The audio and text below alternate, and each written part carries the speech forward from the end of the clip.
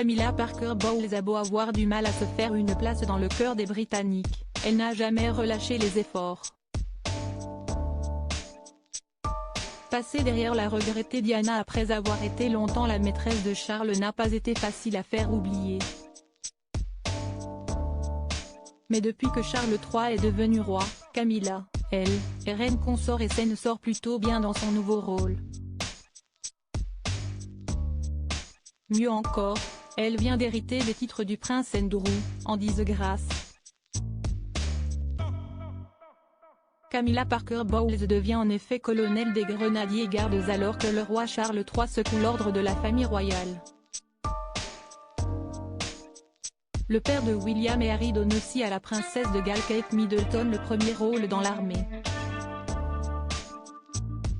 La reine consort a repris le rôle d'Alceste vu déshonorer le prince Andrew en tant que colonel des grenadiers gardes à l'occasion d'un bouleversement des postes militaires royaux supérieurs.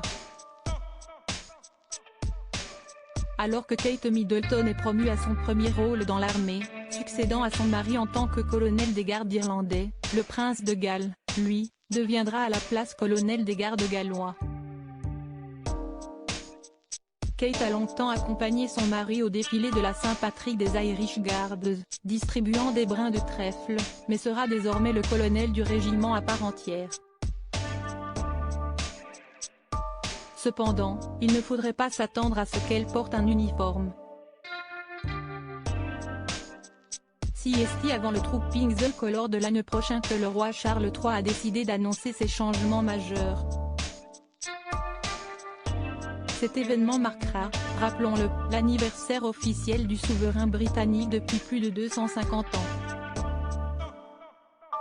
Le défilé d'anniversaire du roi, et le premier pour Charles, aura lieu un peu plus tard, le 17 juin. La nomination de Camilla à ce poste a été considérée comme une surprise ce mercredi 21 décembre au soir, mais peut être interprétée comme une sage décision du roi, rappellent nos confrères du Daily Mail. Le prince Andrew perd un titre avec une signification émotionnelle particulière. Il y a 7 régiments de l'unité militaire supérieure, qui est chargé d'accomplir les cérémonies d'État et les fonctions publiques, et le monarque régnant détient normalement la nomination de colonel en chef des régiments. Chacun a également un colonel qui est normalement soit un membre de la famille royale, soit un officier supérieur.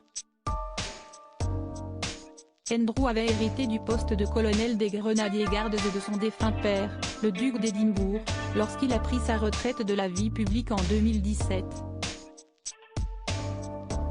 Un rôle qui avait une signification émotionnelle particulière pour lui, en raison de la popularité du prince Philippe. Mais Andrew n'a jamais été aussi passionné d'équitation que ses frères et sœurs, et avait dû même suivre des cours pour pouvoir apparaître à cheval. Malheureusement, à la suite de sa désastreuse interview de BBC Newsnight en 2019, le prince a été contraint par la reine de démissionner de ses fonctions royales officielles. En revanche, il avait été autorisé à conserver 10 affiliations militaires, dont celle de colonel des grenadiers gardes. Mais le scandale Jeffrey Epstein a eu raison de lui et il a finalement été déchu du titre cérémoniel plus tôt cette année. Et ce n'est pas Camilla Parker Bowles qui va s'en plaindre. En tant que reine consort, elle est la femme la plus gradée de la famille royale, ce qui pourrait faire relativiser Andrew, qui aurait ainsi peu de raisons de se plaindre.